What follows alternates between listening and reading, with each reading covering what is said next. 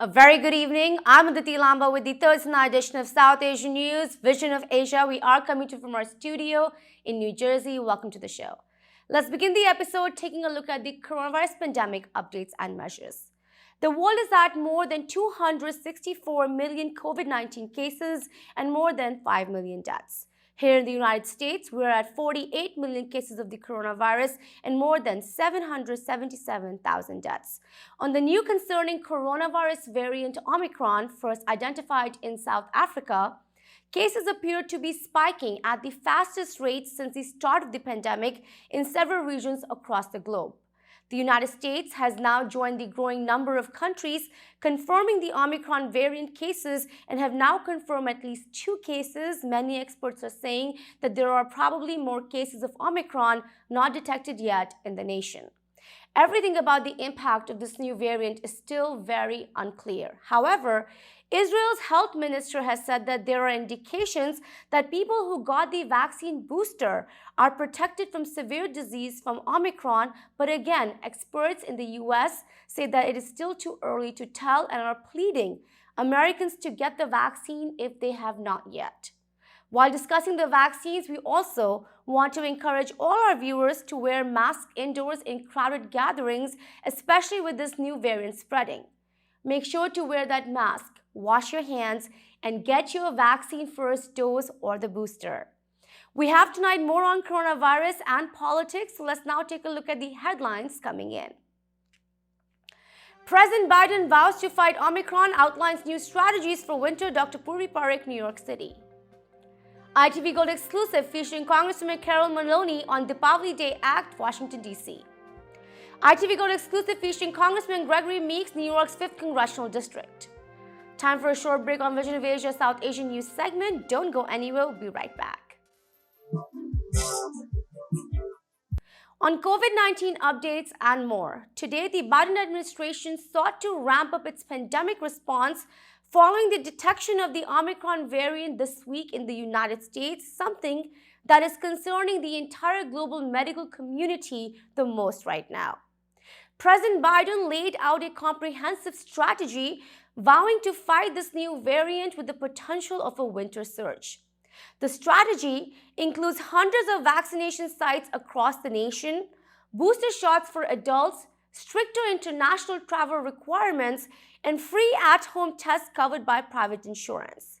The president also said that the U.S. Department of Health and Human Services, along with pharmacy companies, will now launch a public informational educational campaign to encourage vaccinations and boosters.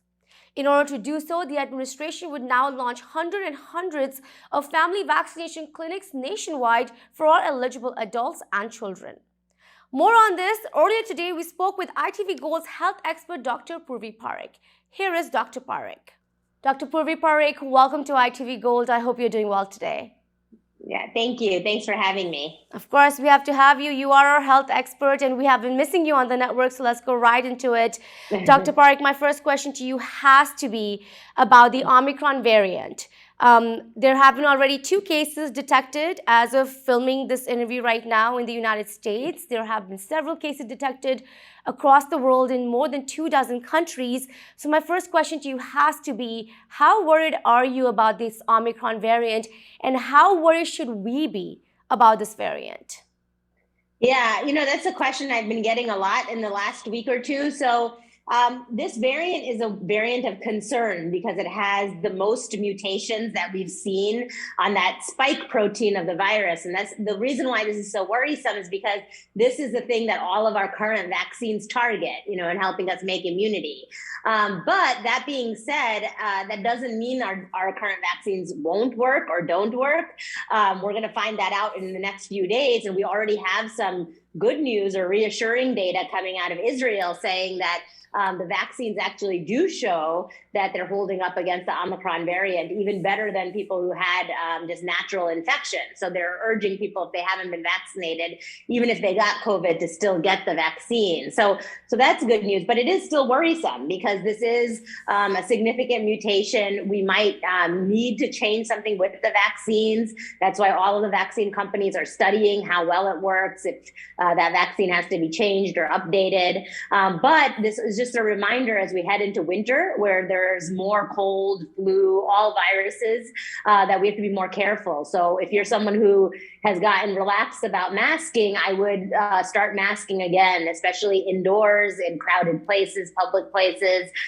Do the hand washing, the distancing. Those simple things actually go a very long way. Right. And you mentioned mutations, and I have this number written down. It's about 50 mutations of the virus that this Omicron is showing. Doctor, what does that mean? Could you explain it further to us? And how dangerous could that be when you see so many mutations? Yeah, I mean, mutations themselves are not worrisome or dangerous. It's actually normal for that to happen with any virus because that's how the virus survives. It keeps mutating. And sometimes the virus mutates and gets weaker, but sometimes it can mutate and become stronger, or become more contagious or more transmissible, or, the worst case scenario, which we're all worried about, is that our current vaccines and other therapeutics won't work against it. So that's why we don't want the virus to become so unrecognizable that our own immune systems are not able to fight it off. I mean, that's how this pandemic started in the first place. Right, for sure. And, Dr. Anthony Fauci has said, doctor, that he needs at least 2 weeks or 2 to 3 weeks to really figure out the impact of Omicron on coronavirus, on the vaccine. Why do they need at least that much time? Yeah, the reason is that, usually for this coronavirus and COVID in general, the incubation period, what we say, is 2 to 14 days. So someone you may have come in contact with last week or 3 days ago, you may just be starting to feel sick now, let's say, if they had the virus or this variant. So that's why we really need a full 2 weeks to see how much the spread actually is. Yeah. We can't tell from these isolated cases.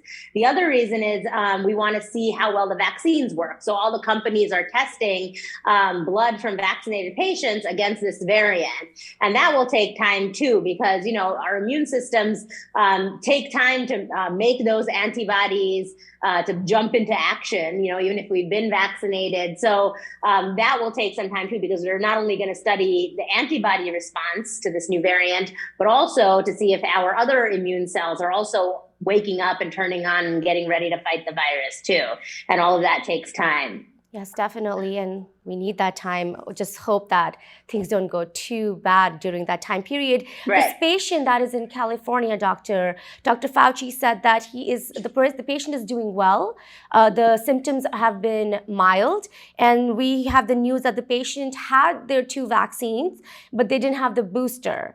Right. Do you think because of the vaccine is the reason that the symptoms have been mild and not severe? And how important do you think the booster dose becomes for all of us then? Yeah, absolutely. I think the vaccine for sure likely made this case milder in this individual, because even though it's a different variant, the immune system still recognizes it, right, as some form of a coronavirus. And so it has that army reserve to fight it off so it doesn't become severe.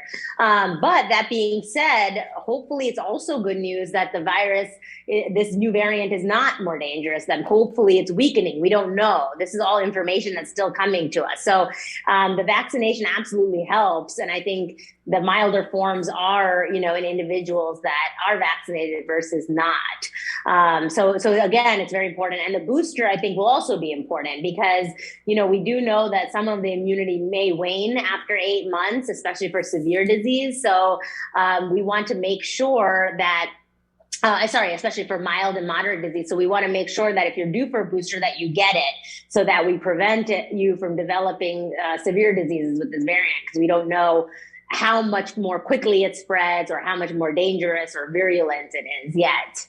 Yes. Now we have an ITV Gold exclusive featuring Congresswoman Carolyn Maloney, the Democratic U.S. Representative for New York's 12th Congressional District. A huge supporter of South Asians and other communities of color, Congresswoman Maloney is also the chairwoman of the powerful House Committee on Oversight and Reform. The Congresswoman recently was joined by Congressman Raja Krishnamurthy, another strong representative for the South Asian community, and several other leaders and advocates recently to announce the introduction of the Pavliday Act, the legislation to make Diwali a nationally recognized federal holiday. The Congresswoman has stated that this bill recognizes the importance of Diwali's message of the victory of good over evil, light over darkness, and gives it the respect and acknowledgement it deserves. This comes after the Congresswoman's already established Diwali commemorative U.S. postal stamp. We spoke to her about her commitment to the South Asian American community and several pertinent issues. Here is Congresswoman Maloney exclusively on ITV Gold. Also, there's always a very strong economic bond between our two countries. India is a large trading partner to the United States. And I'd say the bond that is the strongest link is that we are two of the most successful democracies. And India can claim that they are the largest democracy in the entire world. And America can claim that we've been one of the first democracies in the world. And we have a joint goals and values. I thought it was very telling that President Obama, when he became president, the very first country that he invited to come to America for a state dinner was India. Yeah. And I think that was out of respect to the country. And I have within the district that I represent, the Indian consulate, the headquarters, the embassy is in my district. And we have worked together on the Diwali stamp and now the holiday stamp, and celebrate many of the holidays that we have together. So that is also a strong bond. And I even went to Howdy Modi. Yes.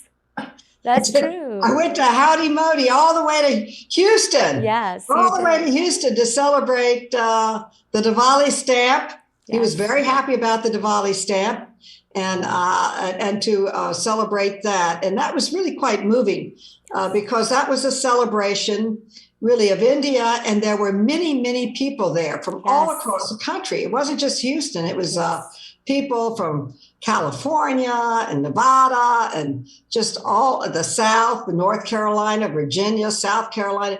Everybody came together. It was really quite something to see. Yes, definitely. It was one of the largest gatherings of Indian Americans we have seen in a while. Well, it's now time for another short break on Vision of Asia, Voice of the Community. Again, don't go anywhere. We'll be right back. We have now a segment featuring Congressman Gregory Meeks of New York's 5th Congressional District and his support for the Pavliday Act. This newly introduced bill, if approved, will make Diwali a federally recognized holiday in the United States and would mark a strong moment of representation of the entire South Asian community living in this country. On this historic legislation, Representative Gregory Meeks has said that the United States of America is about celebrating different cultures that make us one, and that he understands the importance of the Festival of Lights Diwali, and he hopes he can soon make this a reality for members of the Indian diaspora in his district and Indian Americans all over the country.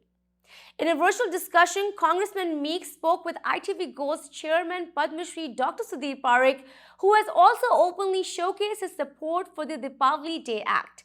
Here is a segment of this conversation. Good morning, Congressman, and good morning, everyone who is listening to us. I'm Dr. Sudhir Parikh. I'm a chairman of the oldest 24/7 TV channel, ITV Gold.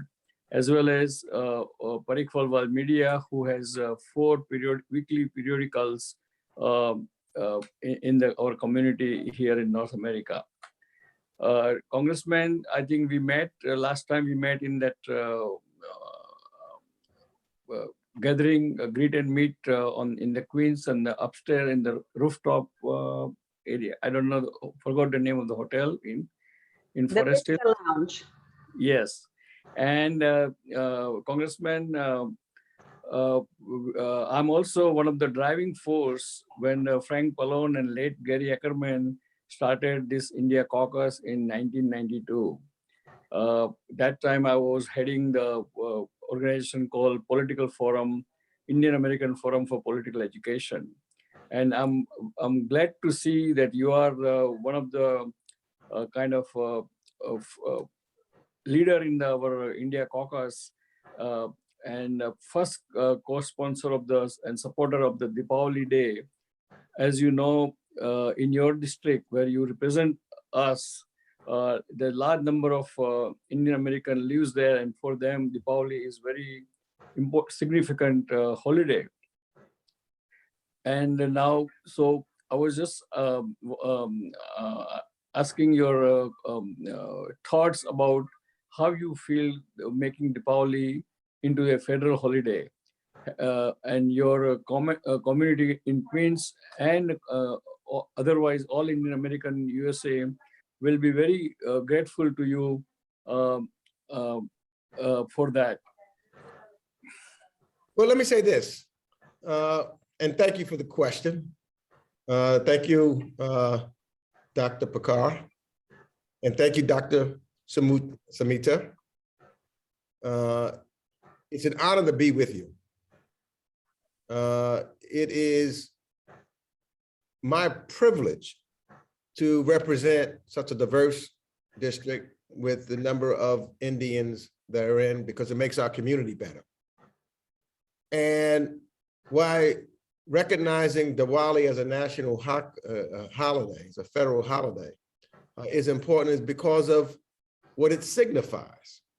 And in this day and age, it is significant to acknowledge that when you look at our values of light and truth, trumping and triumphing over darkness and untruth, and then you add to that strengthening the bonds between the citizenry, families, and communities across the nation, what Diwali is talking about is bringing us all together. And that is significant and important for the times of which we live. In fact, it's significant and important at all times. So to get that message through by way of a national holiday, it's good for the Indian American community, but it's good for all communities, for this entire nation. It brings us together. And that's why I think it is very important for us to make and have Diwali as a nationally recognized federal holiday. Thank you, Greg. So Greg, I want to also tell our viewers that you have been a pioneer for building diverse coalitions and national movements that have promoted social justice, inclusion, equity for all Americans, particularly for the South Asian and Indo-Caribbean community that's in your district. And during this period, we have experienced nationwide racism and divisiveness as a country. So how does acknowledging multi-ethnic communities through making Diwali a national holiday show that we're embracing diversity, which strengthens community bonds, as well as promotes peace and unity? Well, you know, when I think about different ethnicities that we have, and Queens County is the shining example of diversity, the most diverse county in all of the United States of America. And you think about the different cultures that it brings, it is important for us to learn and understand those cultures, because that creates acceptance, tolerance, and admiration among people living together. I often talk about that the United States of America is the greatest experiment that the world has ever seen, because you have people of all religions, ethnicities, from all parts of the world living together. And so living together, we become stronger when we learn about one another and the histories of different people from around the world, because that brings us closer together and makes us be able to resolve worldwide policies. Because when you look at, for example, as I said earlier about Diwali, what it means, what it represents, that's not good just for those from India. It's good for all of us. And it's good to bring to a nation to try to make sure that we understand that diversity is the strength of the United States of America. And so that's why this is important, I think, to get done, because it makes us stronger as a community, as we have done in Queens, but it would also make us stronger as a nation and the example for others to follow. Okay, thank you, Greg. I also have the next question. So for those of you who don't know, Congressman Greg Meeks is also the chairman of the Queens Democratic Committee, and he has done a fabulous job in that position. Through your efforts, Greg, former President Barack Obama has extended his support for Diwali by lighting the first ever diya in the Oval Office in the White House. And now President Biden has continued that tradition to celebrate and even sign a resolution for this holiday, much to your support. Now, as the chair of the Foreign Affairs Committee, and congratulations for that chair, you have a long-standing friendship with key leaders and officials in Congress and Senate, including President Joe Biden and Vice President Kamala Harris, who has expressed her support of Diwali. So how can you, in these positions, ensure that the Pavliday Act becomes law? Well, I do my role. My role is to work in the House side. In order to get a bill to become law, we've got to pass it in the House and in the Senate, and then it goes to the president. And as you know, Representative Carolyn Maloney introduced the bill, and she's also a chair of a committee here in Washington, D.C., as I am. And so it's something that will go through our committee. And we'll try to get the votes that we need to get it passed through the committee, and then talk to our colleagues to get it passed on the floor of the House, so that it then goes over to the Senate. And we've got a good Senator Chuck Schumer, who's a New Yorker also, and see if we can get the bill passed through the Senate. So you talk to your friends, you talk to your committee folks, you advocate for the passing of the bill and for the votes. It's all about votes, getting 218 votes on the House side.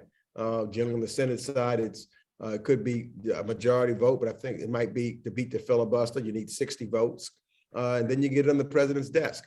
So I think that if we can get it on the president's desk, the president and the the president will, based upon the statements that you made, Dr. Sengupta, you're right that the President Joe Biden, Vice President Kamala Harris is supportive. As you know, Kamala Harris is not only African-American, she's Indian also. And so she understands, and that's a historic piece in pushing this forward. And she will be able to be helpful to try to get the votes that we need to pass it in the respective legislative bodies. So my job is to try to get it through, get the votes that are necessary to get it through the House, so that then it goes over to the Senate, and then try to get it on the president's desk. Well, with this, we wrap up our show for the night. Please send us your suggestions and get your voices and organizations on our show. You can email us on events@itvgold.com or follow us on our Facebook handle @itvgold. You can also subscribe to our YouTube channel for free access to many of our popular shows. Thank you for joining us tonight from Edison, New Jersey. This is Vision of Asia, and I am Aditi Lamba. Take care and be well.